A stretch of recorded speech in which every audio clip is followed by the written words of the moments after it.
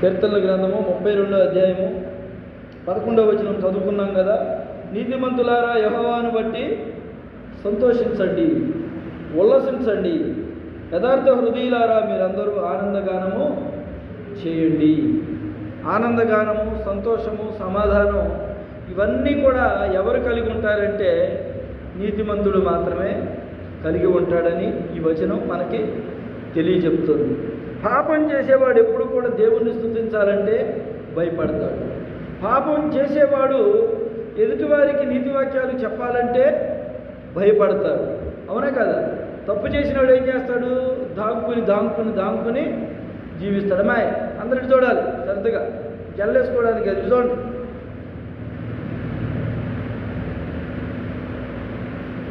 శ్రద్ధగా ఆలకించండి మాటలు. పాపము చేసేటువంటి ప్రజలు ఏం చేస్తారంటే దేవుణ్ణి ఆరాధించాలంటే ఆరాధన చేయలేరండి. మనస్ఫూర్తిగా దేవుని పాటలు పాడాలంటే పాడలేరు. మనస్ఫూర్తిగా దేవుని వాయిద్యాలు వాయించాలన్నా వాయించలేరు. మనసు ఎక్కడో ఉంటుంది, పాట ఎక్కడో వెళ్ళిపోతుంది, వాయిద్యం ఎక్కడో మోగుతుంటుంది, మనసు ఎక్కడో ఆలోచన చేస్తూ ఉంటుంది. దేవుడు అంటున్నాడు, నీతిమంతులారా, యథార్థవంతులారా, పాపము లేని వారులారా మీరేం చేయాలన్నాడు? యెహోవాను బట్టి సంతోషించండి, ఉల్లసించండి. ఇంకో మాట ఏమన్నా? యథార్థ హృదయులారా మీరందరూ ఆనందగానము చేయండి. మన హృదయంలో యథార్థత ఉంటేనంటండి మనం ఈ లోకంలో ఎవరికి భయపడాల్సిన అవసరము లేదు. ఎవరికైనా భయపడుతున్నాము అంటే మనలో ఏదో తప్పు ఉంది, మనలో ఏదో యథార్థత లేదు అని అర్థం. యథార్థత కలిగిన వాడు ఎలా ఉంటాడంటే ధైర్యముగా ఉంటాడు. నీతిమంతుడు సింహము వలె ధైర్యముగా ఉండును, దేవుని వాక్యంలో రాయబడింది. నీతిమంతులు సింహం వలె ఎలా ఉంటారంట? ధైర్యంగా ఉంటారు. మనం ధైర్యంగా ఉన్నామా లేదా? ఎవరికైనా భయపడుతున్నామా? ఈ లోకములో మాకు తెలిసినటువంటి వారే ఒక చిన్న సన్నివేశం చెప్తాను. అది ఒక తల్లి 3 బిడ్డలకు జన్మనిచ్చింది. అయితే ముగ్గురిని సమానంగా పెంచుతుంది. మా ఊళ్ళో జరిగినటువంటి సంఘటనే, ఎందుకంటే పేర్లు చెప్పకూడదు కొన్ని విషయాలను బట్టి. 3 బిడ్డలు సమానంగా పెంచిన తర్వాత పెద్ద కుమారుడు వివాహం అయిన తర్వాత కోడలను బట్టి ఇంకా అత్తగారికి భార్యకి, ఆ భార్యకను ఆ తల్లికి తగాదలు రావడం వలన వేరైపోయారు. అయితే కింద ఉన్నటువంటి చిన్న కుమారులు ఇద్దరు కూడా తల్లిని, వాళ్ళకి వివాహం కాలేదు కాబట్టి తల్లితో మంచిగా ఉంటా, ఈ పెద్దవాడికి అమ్మ మిమ్మల్ని చూడకోకుండా పెద్దోడు వెళ్ళిపోయాడు కాబట్టి వాడికి మీ ఆస్తి ఏమొద్దని చెప్పి ఈ అన్నదమ్ములు ఇద్దరూ కూడబలుకుని తల్లి చేత మంచిగా ఈ ఆస్తులన్నీ రాయించేసుకుంది. అయితే ఈ విషయం పెద్ద కుమారుడికి తెలియదు. అయితే పెద్ద కుమారుడు ఎప్పుడన్నా ఒకసారి తల్లిని పలకనివ్వడానికి వస్తున్నప్పుడు ఈ తల్లి భయపడతా ఉంది. ఎందుకు?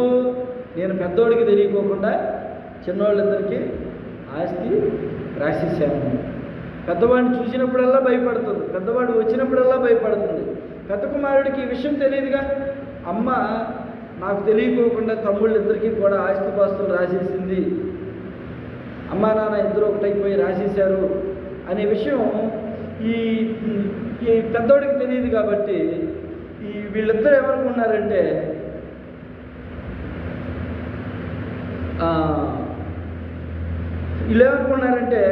అన్నదమ్ములిద్దరు ఏమనుకున్నారంటే అన్నకి తెలియదు మనం చేసిన విషయం అనుకుంటున్నారు. తల్లి ఏమనుకుంటుందంటే పెద్దోడికి తెలియకోకుండా నేను చాలా తప్పు చేశానేమో, పెద్దోడు భార్యతో తగాదు వచ్చింది కానీ పెద్దోడితో తగాదు రాలేదు కదా, ఏదో వాడి పరిస్థితులను బట్టి వాడు ఎడంగా బతుకుతున్నాడు కదా అని వాళ్ళు బాధపడుతూ ఉన్నారు. అయితే ఈ తల్లి పాపం కుమారుడు వచ్చినప్పుడల్లా నేను తప్పు చేశాను అని బాధపడతాను. అనుకోకుండా కొన్ని సంవత్సరాలకి చిన్నోళ్ళు కూడా పెళ్ళిళ్ళు అయ్యాయి. చిన్నోళ్ళ భార్యలతో కూడా ఈమెతో గొడవలు వచ్చినాయి, వీళ్ళు వేరైపోయారు. అప్పుడు తల్లి పెద్దోడికి చెప్తుంది ఏమని? అరే మాకున్న ఆస్తులన్నీ కూడా చిన్నోళ్ళు ఇద్దరు రాయించేసుకున్నారు, ఇలా వాళ్ళకి నాకు కూడా తగాదాలైనవి, ఇది నీకు చెబితే బాధపడతావేమోనని చెప్పలేదు, మరి ఇలా జరిగింది, చిన్నోళ్ళిద్దరు కూడా నన్ను ఎడబాసి వేరే వేరే కుటుంబాలకు వెళ్ళిపోయారు, ఈరోజు నాన్న పరిస్థితి బాగలేదు, నా నాన్న ఎవరు చూసుకుంటారు అని తల్లి బాధపడుతుంది. అప్పుడు ఆ కుమారుడు అంటాడండి, అమ్మ మీరు నాకేమి ఇచ్చినా ఇవ్వకపోయినా పర్లేదు, మాకు జన్మనిచ్చారు, ఈ రోజున మేము సంతోషంగా ఉన్నాం, ఈ రోజున మేము సంతోషంగా ఉన్నాం, మాకు జన్మనిచ్చారు, అది చాలు, ఆస్తిపాస్తులు ఏముందమ్మా ఇవాళ ఉంటాయి రేపు పోతాయి అని చెప్పి ఆ కుమారుడు తల్లిని ధైర్యపరిచి ఈ రోజున తల్లిని తండ్రిని ఇద్దరిని కూడా కనిపెట్టుకుని ఉంటున్నాడు. చిన్నోళ్ళిద్దరూ ప్రేమగా చూస్తున్నారు, ప్రేమగా ఉంటున్నారు అని చెప్పి నమ్మి ఆస్తులు రాయించుకున్న వాళ్ళిద్దరూ కూడా తల్లిదండ్రుల్ని వదిలిపెట్టేశారు. ఈ మాట ఎందుకు చెబుతున్నానంటే, ఏదైనా ఒక తప్పు చేసినప్పుడు కుటుంబంలో కావచ్చు, దేవుడి దగ్గర కావచ్చు, ఇంకెక్కడైనా సరే భయం అనేది ఉంటుంది. ఆ భయం కలిగిన వాడు సంతోషంగా ఉండలేడు. హృదయపూర్వకమైన సంతోషం ఆ కుటుంబంలో ఉండదు, ఆ మనిషిలో ఉండదు, ఆ మనిషిని బట్టి ఆ కుటుంబంలో కూడా సంతోషం ఉండదు. అదే ఏ తప్పు చేయనివాడు, ఏ పాపం చేయనివాడు, యథార్థంగా బ్రతుకుతున్నవాడు, సంతోషంగా ఒకడికి అన్యాయం చేయనివాడు ఏం చేస్తారంటే కుటుంబంలో ఎప్పుడు కూడా బిడ్డలతో కావచ్చు, భార్యతో కావచ్చు, భర్తతో కావచ్చు, తల్లిదండ్రులతో కావచ్చు సంతోషంగా బ్రతుకుతారు. అవునా కదా? దేవుని వాక్యము అదే సెలవిస్తుంది. చదవము ఇప్పుడు 11వ వచనం చదువు. ఇప్పుడు నీతిమంతులారా యెహోవాను బట్టి సంతోషించుడి, ఉల్లసించుడి. చూడండి, నీతిమంతులారా, ఎవరైతే నీతిమంతులు ఉంటారో, యథార్థవంతులు ఉంటారో, భయభక్తులు కలిగిన వారు ఉంటారో, దేవుని యందు నమ్మకం కలిగి, యథార్థత కలిగి, భయభక్తులు కలిగి జీవిస్తూ ఉంటున్నారో వారందరూ కూడా ఏం చేయాలంటే యెహోవాను బట్టి సంతోషించండి, ఉల్లాసించండి. ఇంకా కిందకి చదువు. యథార్థమైన హృదయవంతులారా మీరందరూ ఆనందగానము చేయండి. ఆనందగానము, సంతోషమే సమాధానమే, సంతోషమే సమాధానమే, సంతోషమే సమాధానమే. అందరూ సంతోషంగా చప్పట్లు కొడుతూ పాడాలి ఈ పాట, సరేనా? సంతోషంగా ఉన్నవారందరూ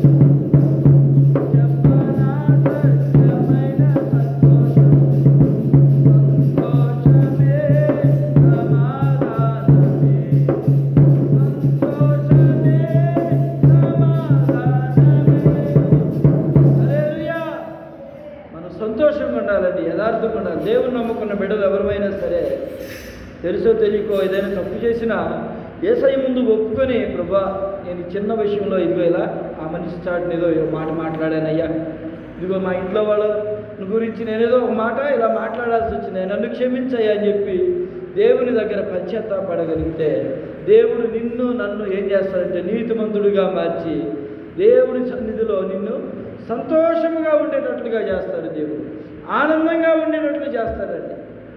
కుటుంబాలలో ఈ రోజున సంతోషం ఎందుకు లేదో తెలుసా? భార్య చాటున భర్త ఏదో చేస్తాడు.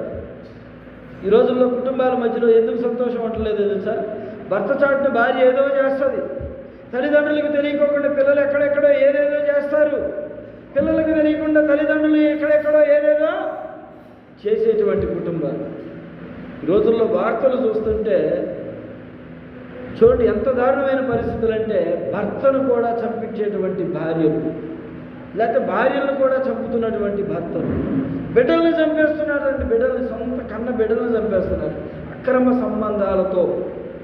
వార్తలు అదే దేవుని నమ్ముకుని ఉంటే, అప్పటి వరకు తెలుసో తెలియకో చేసిన అవిధేయతలు ఏమైనా ఉంటే దేవుని సన్నిధిలో ఒప్పుకొని పశ్చాత్తాపడి, యేసయ్యా నువ్వు నా కొరకే కదా ఈ లోకానికి వచ్చావు, నేను ఈ తప్పు చేస్తే నాకు శిక్ష ఉంటుంది కనుక నీ సన్నిధిలో నేను ఒప్పుకుంటున్నానయ్యా.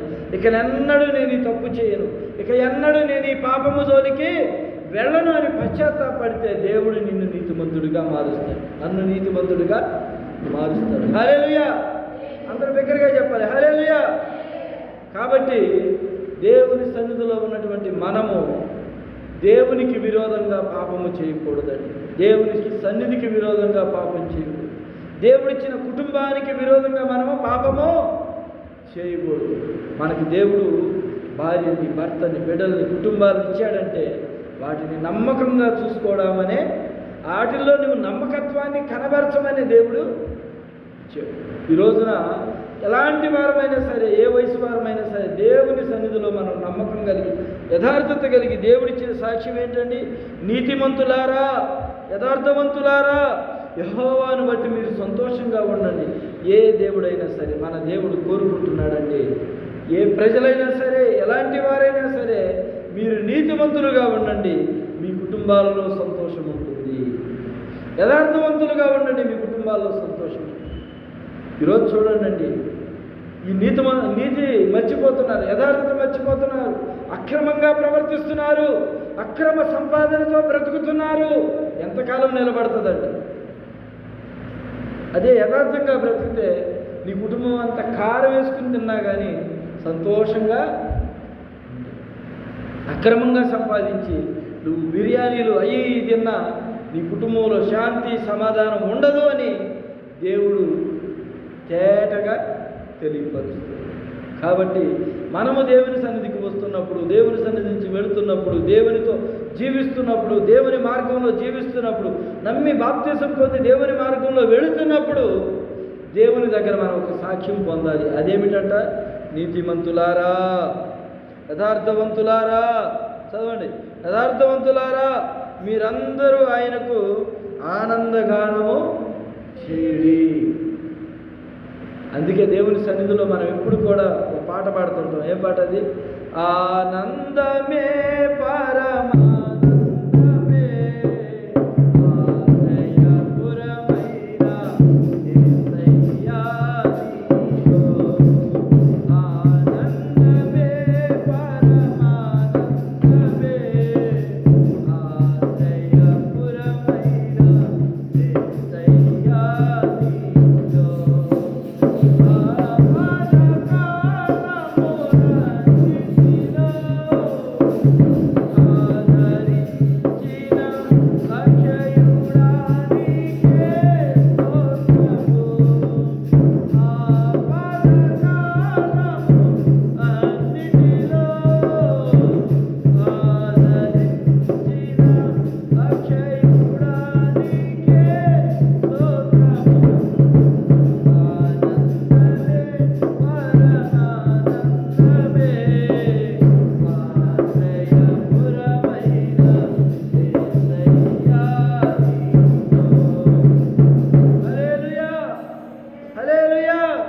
దేవుని సన్నిధిలో ఆనందం ఉంటుందండి. ఆయన సన్నిధిలో ఆనందం ఉంటుంది. దేవుని సన్నిధిలోకి వస్తే చక్కగా నిద్ర కూడా పడుతుంది. అవునా కదా? జ్యోతి, చక్కని నిద్ర పడుతుంది. ఎందుకు? దేవుని సన్నిధిలో కష్టాలన్నీ మర్చిపోతాం, బాధలన్నీ మర్చిపోతాం, ప్రశాంతంగా ఉంటుంది. వాక్యం చెబుతున్నా కానీ నిద్ర పడుతుంది. ఎందుకని? అంత ప్రశాంతత దేవుడు మనకి అనుగ్రహిస్తున్నాడు. హల్లెలూయా! చెప్పండి బిగ్గరగా హల్లెలూయా! ఎంత చక్కగా ఉంటుందంటే దేవుని సన్నిధిలో శాంతి, సమాధానం. అలాగనే మనం దేవుని సన్నిధిలో ఉన్నప్పుడు దేవుని సన్నిధిలో ఆనందం ఉంటుందండి. ఆనందం. ఏమంటున్నాడు ఇక్కడ భక్తుడు? నీతిమంతులారా, యథార్థ హృదయులారా, మీరందరూ ఏం చేయాలంట? ఆనందగానము చేయుడి. హల్లెలూయా! చూద్దాం. ఈ రోజున ఒక పండుగ ఉందండి. ఈ రోజున ఏం పండుగ అంటే అది మట్టల ఆదివారం. ఇంగ్లీష్లో ఏమంటారంటే పామ్స్ డే. Palms day.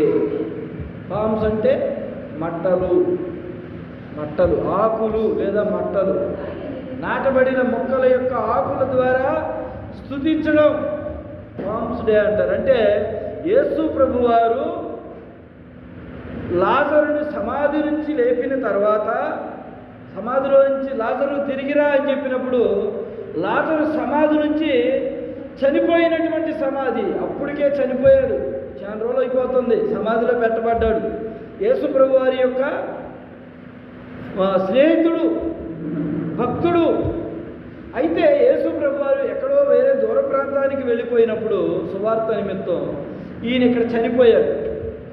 చనిపోతే యేసు ప్రభు వారు వస్తారని చూస్తే ఆ రోజల్లా రాలేదు, ఎక్కడో దూర ప్రాంతం వెళ్ళాడండి. ఆయన వచ్చేదానికి ఎలా అయినా 2-3 రోజులు పట్టుద్ది, 4 రోజులు పట్టుద్ది అని చెప్పారు. లాజరు ఒక్కడే కుమారుడు, 2 కుమార్తెలు, వాళ్ళ పేరేంటి? మరియా, మార్తా. శ్రద్ధగా వినండి, మరియా, మార్తా. అయితే 2 అక్కాయిలు, మధ్య ఒక తమ్ముడు. అక్కలిద్దరూ కూడా తమ్ముడిని ఎంతో గారాబంగా చూసుకున్నారు. జబ్బును పడి చనిపోయాడు. యేసుప్రభు వారికి కబురు పెడితే యేసుప్రభు వారు ఊళ్ళో లేడు. యేసుప్రభు వారు దూర ప్రాంతం వెళ్ళాడు సువార్త నిమిత్తం, చనిపోయాడు. ఒక రోజు గడిచింది, ఇక యేసుప్రభు రాడు. చివరి చూపు కూడా స్నేహితుడిని చూడటానికి యేసుప్రభు నొచ్చుకోలేదు.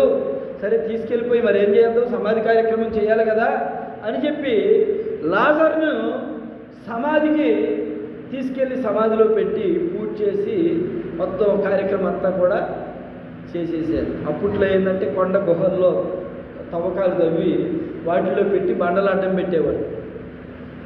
చనిపోయాడు. యేసుప్రభు వారు కొద్ది రోజుల తర్వాత మరి రావడం జరిగింది. ఇక్కడికి లాజరు దగ్గరికి వస్తే లాజరు లేడు, చనిపోయాడని తెలిసింది. అయ్యో ఎక్కడ పెట్టారంటే పలానా సమాధిలో సమాధిలో పెట్టామని చెప్పి, సరే అని చెప్పి సమాధి కాడికి వెళ్దామని చెప్పి శిష్యులు, అనేక మంది భక్తులు అందరూ కలిసి లాజరు యొక్క అక్కలు కూడా వెళ్తే అందరూ ఆడికి వెళ్ళిన తర్వాత యేసుప్రభు ఏం చేస్తాడు, 3-4 రోజులు అయిపోయాడు, మరి లాజరు చనిపోయి మరి పాటికి ఆయన సొంతం కుళ్ళిపోయి ఉంటాడు, ఉబ్బిపోయి ఉంటాడు, పురుగులు పట్టే ఉంటాయి అని అనుకుంటున్నారు వీళ్ళు. యేసుప్రభు ఉద్దేశాన్ని ఎరుగక వాళ్ళు ఏమనుకున్నారంటే సమాధిలో పెట్టబడిన లాజరు కుళ్ళిపోయి ఉంటాడు, ఏం చూస్తాడు, ఏదో సమాధి చూసి వచ్చేసేస్తాడేమో, సమాధి కాడికి వెళ్ళి చిన్న ప్రార్థన చేసి వచ్చేస్తాడేమో అని అనుకుంటున్నారు. అందరూ వెళ్ళారు సమాధి కాడికి. సమాధి కాడికి వెళ్ళి అంటాడు యేసుప్రభు, లాజరు నా దగ్గరికి రా అని చెప్తే సమాధిలో నుంచి లాజరు లేచి తిరిగి వచ్చాడండి. ఎలా వచ్చాడంటే సశరీరుడుగా. లాజరు చనిపోలేదు, నిద్రపోతున్నాడని చెబుతున్నాడు. అప్పటికే 3-4 రోజులు అవుతుంది. 4 రోజులు నిద్రపోయే మనిషి ఎవడైనా ఉంటాడండి?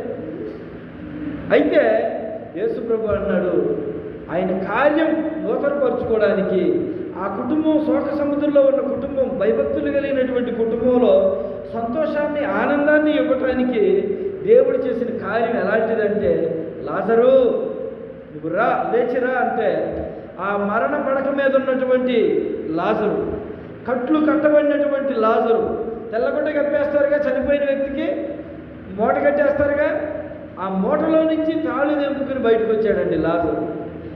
హల్లెలూయా. అనేక మందికి చెబుతున్నాడు యేసుప్రభు, అతని పైన ఉన్నటువంటి ఆ గుడ్లన్నీ తీసివేయండి.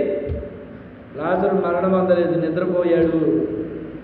లాజరుని తీసుకొచ్చి లాజరు ఇంటికి వచ్చాడు. అంత గొప్ప దేవుడు మన దేవుడు. చనిపోయిన కుటుంబానికి ఆదరణ కలిగి చేశాడు, మరలా లేపి. ఎందుకు? ఆయన దేవుడు, ఆయన గొప్పవాడు, ఆయన సూచక క్రియలు చేయగలిగిన వాడని నిరూపించుకోవడానికి దేవుడు చేసినటువంటి గొప్ప కార్యం అది. హల్లెలూయా. అలాగనే ఆ కార్యాలు చేసిన తర్వాత మరలా ఆయన యెరూషలేము పట్టణానికి వస్తున్నప్పుడు ఈ కార్యాలన్నీ కన్నవారు, విన్నవారు, చూసిన వారు అందరూ కూడా ఏం చేస్తున్నారంటే, ఆ గ్రామంలో, ఆ పట్టణంలో ప్రజలందరికీ తెలిసిపోయింది, ఒరే మన ఊరు లాజరు చనిపోతే దేవుడు బతికించాడంట, ఆయన వస్తున్నాడంట, అదిగో పలానా ఊరు దర్శించి దగ్గరలోకి వచ్చేసాడంట, మన శంకరాపురం దగ్గరలోకి వచ్చేసాడంట అని చెప్పి ప్రజలందరూ ఊరు చివరికి వెళ్ళిపోయి ఆయన వస్తుంటే ఏం చేశారో చూడండి. చూడమ్మా, యోహాను సువార్త 12వ అధ్యాయము 13వ వచనం చూడాలి. యోహాను సువార్త 12వ అధ్యాయము 13, 14, 15 వచనాలు. శ్యామ నువ్వు కూడా తీయమ్మా.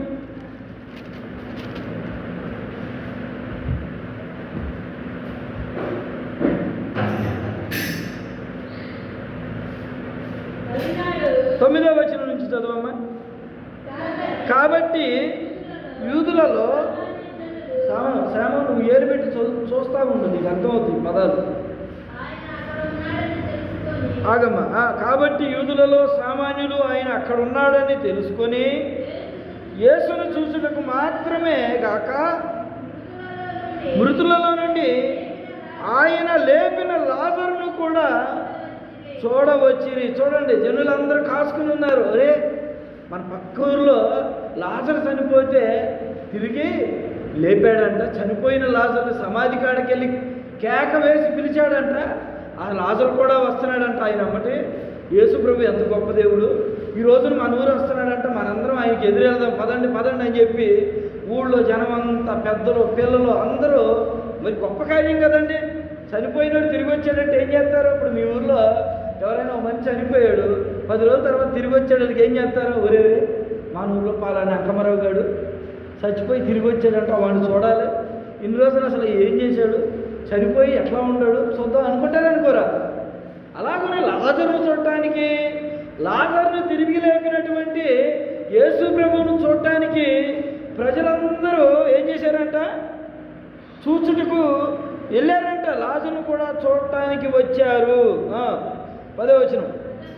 అతనిని బట్టి యూదులలో అనేకులు తమ వారిని విడిచి యేసునందు విశ్వాసముంచిరి కనుక, చాలేమ్మా, చాలు చాలు. చూడండి, అతనిని బట్టి, లాజరుని బట్టి కావచ్చు, దేవునిని బట్టి కావచ్చు, అప్పటి వరకు ఊళ్ళో రకరకాల దేవుళ్ళను కొలిచేవాళ్ళు, పూజారులను కొలిచేవాళ్ళు, దొంగ బాబాలను కొలిచేవాళ్ళు.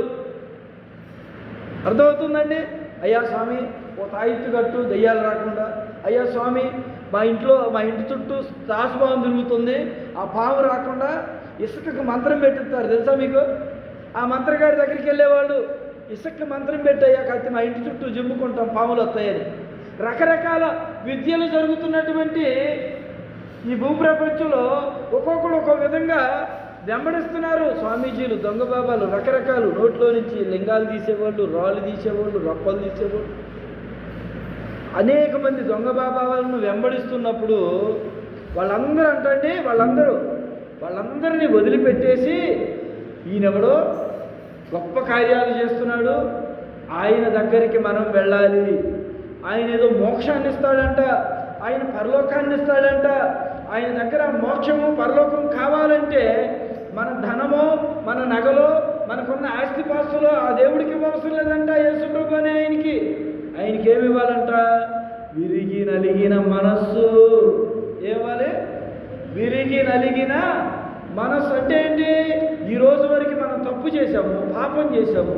ఈ రోజున యేసయ్య దగ్గరికి వెళ్ళి, ప్రభువా ఈ రోజు వరకు నేను తప్పో ఒప్పో చేశానయ్యా, నన్ను క్షమించు. లాజరును బ్రతికించినట్లుగా ఈ రోజు నుంచి నన్ను నీతిమంతుడిగా బ్రతికించు. లాజరును బ్రతికించినట్టుగా నన్ను యథార్థవంతుడిగా బ్రతికించు. అప్పుడు నా కుటుంబంలో శాంతి ఉంటుంది, సమాధానం ఉంటుంది, సంతోషం ఉంటుంది, ఆనందం ఉంటుంది అని అనేక మంది అంట తన వారిని విడిచి యేసునందు ఏముంచారు? డబ్బులుంచారా? నగలుంచారా? బట్టలుంచారా? గిఫ్ట్లు ఇచ్చారా? ఏముంచారంటే అక్కడ 11వ వచనంలో యేసునందు విశ్వాసం ఉంచారు. హల్లెలూయా. దేవుడు ఈ నగానట్ల కోసమో, డబ్బుల కోసమో, బట్టల కోసమో, నువ్వు ఇచ్చే గిఫ్ట్ల కోసమో, బియ్యం కోసమో, పలహారం కోసమో దేవుడు లేడండి. అవన్నీ మనం తెచ్చుకుని కృతజ్ఞతతో పంచుకుని తినడానికే దేవుడు పలహారాల కోసం ఆశపడేవాడు. దేవుడు మనం పెట్టేటువంటి బంగారు కోసమో, వెండి కోసమో ఆశపడే దేవుడు కాదు. దేవుడు మనం గుర్తు చేసుకోవడానికి దేవుని మందిరాలు కట్టామే తప్ప మందిరాలను స్తుతించడానికి కాదు. దేవుడు మందిరంలో దేవుడు స్తుతిస్తున్నాడు, మనకు నచ్చినటువంటి మందిరం. దేవుడు ఈ మందిరం కంటే కూడా నీ హృదయం అనేటువంటి మందిరంలో దేవుడు ఉన్నాడా లేదా? నీ హృదయమే దేవుని ఆలయం. ఓ భక్తుడు చక్కని పాట రాశాడండి, విన్నామా? మనం వినే ఉంటాం కదా, హృదయమే నీ ఆలయం క్రీస్తు, నీ నామమే నా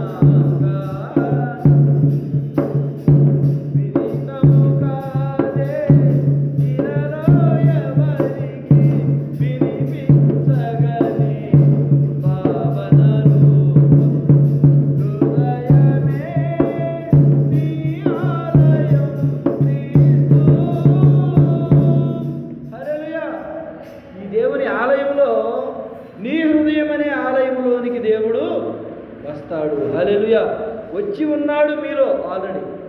ఇంకా దేవుని ఆలయం అంటే హృదయం అనే మందిరంలోనికి, ఆలయంలోనికి దేవుణ్ణి కొలువు చేసుకోవడానికి ఇంకా అనేక మంది ప్రజల కోసం దేవుడు ఎదురు చూస్తున్నాడు. వారి పాప క్షమాపణ ఒప్పుకొని దేవుని సన్నిధి వైపు తిరిగి దేవుని వాక్యానికి లోబడి దేవుని సన్నిధిని అనుభవిస్తూ దేవుని మార్గంలో నడుస్తూ వారి కుటుంబంలో వారు, వారి బిడ్డలు, కుటుంబాలు సంతోషంగా ఉండాలని దేవుడు కోరుకుంటున్నాడు. చూసారా, ఆయన వస్తుంటే 12వ వచనం చదవమ్మా. మరునాడు ఆ పండగకు వచ్చిన బహుజన సమూహము యేసు యెరూషలేమునకు వచ్చుచున్నాడని విని ఏం పట్టుకున్నారంట? చెప్పండి, అందరూ చెప్పండి. ఖర్జూరపు మట్టలు. ఖర్జూర పండు తిన్నారా మీరు? ఆ చెట్టు యొక్క మట్టలు ఆయా ప్రాంతాల్లో, ఆయా దేశాల్లో ఖర్జూరపు చెట్లు, మనకి తాడి చెట్లు, ఈత చెట్లు ఎలా ఉంటాయో ఆ ప్రాంతాల్లో ఖర్జూరపు చెట్లు ఉండేవి. వాటి మట్టలు తీసుకుని ఏం చేశారంటే ఖర్జూరపు మట్టలు పట్టుకొని ఆయనను ఎదుర్కొనబోయి ఏమంటున్నారు? జయము ప్రభువు పేరిట వచ్చుచున్న ఇశ్రాయేలు రాజు స్తుతింపబడును గాక అని కేకలు వేసిరి. సియోను కుమారి భయపడకుము, ఇదిగో నీ రాజు గాడిద పిల్ల మీద ఆసీనుడై వచ్చుచున్నాడు అని వ్రాయబడి ఉన్న ప్రకారము యేసు ఒక చిన్న గాడిదను కనుగొని దాని మీద వచ్చుచుండెను. యేసు ప్రభువారు దూర ప్రాంతం నుంచి యెరూషలేము పట్టణంలోనికి వస్తున్నప్పుడు ఒక చిన్న గాడిద పిల్ల మీద వచ్చుచూ ఉండగా ప్రజలందరూ ఏ మట్టలు అంటాయమాయే? ఖర్జూరపు మట్టలు పట్టుకొని ఏమన్నారు చెప్పు? ప్రభువు పేరిట వచ్చుచున్న ఇశ్రాయేలు రాజు స్తుతింపబడునుగాక అని ఆనందముతో గంతులు వేస్తున్నారు, అని ఆనందముతో దేవుణ్ణి స్తుతిస్తున్నారు. అదే మత్తయి సువార్త 21వ అధ్యాయం చదువు ఒకసారి. వాళ్ళు ఇంకా కొత్త మాటలు పలుకుతున్నారు. మత్తయి సువార్త 21వ అధ్యాయము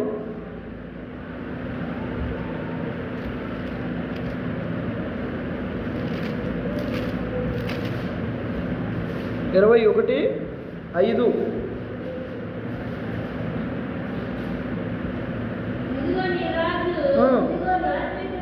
సాత్వికుడై గాడిదను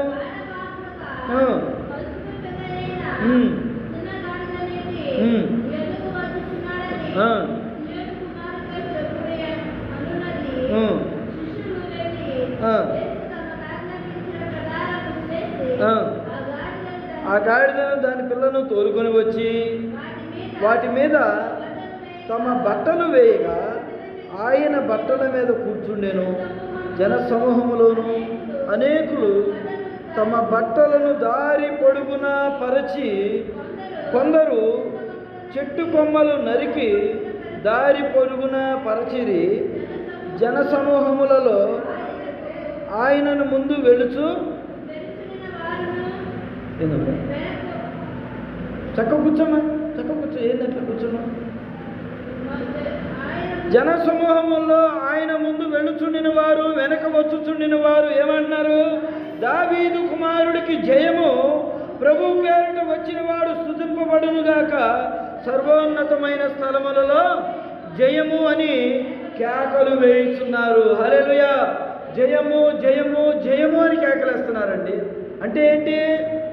దేవునికి జయం కలగాలి. దేవునిని కొనియాడుతూ స్తుతిస్తూ ఆరాధన చేస్తున్నటువంటి నీకు, నీ కుటుంబానికి కూడా జయము కలగాలి. జయము అంటే కింద రాయబడి ఉంది కదా, ఏంటంటే ఆ పదం పేరు కింద లాస్ట్ ఫుట్నోట్లో ఉంటుంది. చదువు, అబ్బాయికి చూపించు. కింద లాస్ట్ ఫుట్నోట్లో ఒకటి ఉంటుంది. జయము జయము అంటే ఏంటి? కింద హోసన్న ఏలిమిడి చూపించు అబ్బాయికి. ఏమని ఉంటుందంటే హోసన్న హోసన్న, జయము జయమని ఉంటుంది. ఎందుకు? యేసు ప్రభువారు ఈ లోకానికి శరీర సంబంధమైన రాజుగా ఈ లోకానికి రాలేదు. అందరం ఏమనుకుంటామంటే, యూదులు ఏమనుకున్నారంటే యేసు ప్రభు ఈ లోకానికి రాజుగా వచ్చాడు, యూదుల రాజుగా వచ్చాడు అని అనుకుంటారు. ఆయన ఒక మతానికో, ఒక జాతకో, ఒక ప్రాంతానికో, ఒక కులానికో, ఒక మతానికో రాలేదు. ఒక దేశానికో రాజుగా ఆయన ఈ లోకానికి రాలేదు. అది ప్రజలు అర్థం చేసుకోలేకపోయారు కొంతమంది. ఈ రోజున ప్రజలు అర్థం చేసుకుంటుంది ఏంటంటే ఆయన యూదులకు రాజుగా కాదు, ప్రపంచ ప్రజలందరి మానవాళి కొరకు పాప క్షమాపణ పొంది నమ్మి బాప్తీసం పొంది రక్షించబడిన ప్రతి ఒక్కరికి ఆయన రాజుగా ఉన్నాడు. ఆ రాజు యొక్క పరిపాలన ఈ లోకములో జరగదు. ఆ రాజు మన రాజు, నా రాజు, నీ రాజు. ఆ రాజు ఎవరు? పరలోకపు పట్టణానికి ఏలేటువంటి రాజు, పరలోకాన్ని ఏలబోతున్నటువంటి రాజు ఆయనే యేసు క్రీస్తు ప్రభువారు. హల్లెలూయా, హల్లెలూయా. దగ్గరగా చెప్పాలి అందరూ, హల్లెలూయా. ఆ రాజు పేరే నజరేయుడైనటువంటి యేసు క్రీస్తు. యేసు అనగా అభిషిక్తుడు, క్రీస్తు అనగా రక్షకుడు. ఆయన పేరులోనే ఉంది మనల్ని రక్షించేవాడు అని. అటువంటి రక్షకుణ్ణి మనం ఈ రోజున స్తుతిస్తున్నాం, ఆరాధన చేస్తున్నాం. మనం పశ్చాత్తాపడి, యేసు ప్రభువా నన్ను కాపాడు ప్రభువా, నా పాపదోషమును క్షమించు నాయన. నోటి ద్వారా పాపం చేశాను, చూపు ద్వారా పాపం చేశాను, హృదయం ద్వారా చేశాను ప్రభువా, నాకు గుర్తుంటే చెప్పగలుగుతా, కొన్ని మర్చిపోయి ఉంటారు. ఏది ఏమైనా నా జీవిత కాలంలో తెలుసో తెలియకో చేసిన పాప దోషములన్నీ కూడా నీ సన్నిధిలో ఉండి నేను ఒప్పుకుంటున్నానయ్యా. నన్ను క్షమించు ప్రభువా, నన్ను క్షమించు ప్రభువా. నా రాజువు నువ్వే, నా కోటవు నువ్వే, నా కొండవు నువ్వే, నా అండ నువ్వే, నా బండ నువ్వే అని దేవుని కనుక అడగలిగితే దేవుడు నిన్ను రక్షించి నీకు రావాల్సినటువంటి శిక్ష నుంచి తప్పించి దేవుడు నిన్ను రక్షించి ఆయన మార్గములో నిన్ను నిలుపుకుంటాడు. హల్లెలూయా. కాబట్టే కీర్తనల గ్రంథంలో ఎంత చదివాం కదా, 32:11 నీతిమంతులారా దేవుణ్ణి స్తుతించండి, ఆనందగానముతో దేవుణ్ణి ఘనపరచండి, కొనియాడండి. దేవుని సన్నిధిలో గంతులు వేస్తూ ఖర్జూరపు మట్టలు పట్టుకొని, అంజూరపు మట్టలు పట్టుకొని వారి బట్టలు తీసుకొచ్చి గాడిద పిల్ల ముందు అలా పరుచుకుంటూ వెళితే యేసుప్రభు వారి గాడిద పిల్ల మీద భారవాహనుడివై రాజులాగా వచ్చాడంట యెరూషలేము పట్టణంలో. హల్లెలూయా. అటువంటి గొప్ప దేవుడు అండి మనకు. చనిపోయిన లాజరును తిరిగి లేపాడు, చూపు లేని వారికి చూపును అనుగ్రహించాడు. ఈ రోజున కూడా కుటుంబాల్లో శాంతి సమాధానం లేని కుటుంబాలు ఎవరైతే దేవుని పాదాల మీద పడి ప్రభువా నా కుటుంబాన్ని కాపాడు, నా కుటుంబంలో సంతోషం లేదు, సమాధానం లేదని ఎందరైతే పశ్చాత్తాపడి దేవుని పాదాల మీద పడ్డారో వారందరికీ దేవుడు సంతోషాన్ని ఇచ్చాడు, సమాధానాన్ని ఇచ్చాడు. ఈ రోజున మేము మా కుటుంబంలో ఎన్నో కలతలు వచ్చినా కానీ దేవుని బట్టే మేమందరం సంతోషంగా ఆనందంగా బిడ్డలు మేమందరం ఆనందంగా గడపగలుగుతున్నాం. ప్రతిరోజు సాయంత్రం 8 గంటల నుంచి 9 గంటల లోపు ఏదో ఒక సమయంలో మా సమయాన్ని బట్టి పిల్లలు ట్యూషన్ నుంచి రాగానే మా కుటుంబం అంతా కలిసి దేవుని సన్నిధిని కూర్చుని పాటలు పాడుకుంటూ దేవుని వాక్యం చదువుకుంటూ దేవుని ఆరాధన చేస్తాం. మీ అందరి గురించి ప్రార్థన చేస్తాం, మన సంఘం గురించి, మన శంకరాపురం గ్రామ ప్రజల గురించి. నశించిపోతున్న ఆత్మలు వెతికి రక్షించడానికి క్రీస్తు యేసు ఈ లోకానికి వచ్చాడు కాబట్టి నశించిపోకూడదు, ఏ ఒక్కరూ నశించిపోకూడదు. యేసయ్యను తెలుసుకోవాలి, పాప క్షమాపణ పొందుకోవాలి, దేవుని మార్గంలో నడవాలి. త్రాగుబోతులు మారారండి, వ్యభిచారులు మారారు, అనేక మంది కోకోలలు. కాబట్టి యేసయ్యలో మార్పు ఉంటుంది, మనలో మార్పు తీసుకొస్తాడు దేవుడు. సంతోషం ఉంటుంది, సమాధానం ఉంటుంది. అటువంటి సంతోషాన్ని, అటువంటి ఆనందాన్ని, అటువంటి జీవన ఆనందాన్ని, దేవుని పరలోకాన్ని కూడా దేవుడు మనకిస్తానన్నాడు. అట్టి కృపను దేవుడు మనందరికీ అనుగ్రహించునుగాక. ఆమె దేవుడి మాటలు దీవించి ఆశీర్వదించునుగాక. ఆమె. మీ అందరికీ నా హృదయపూర్వక వందనాలు.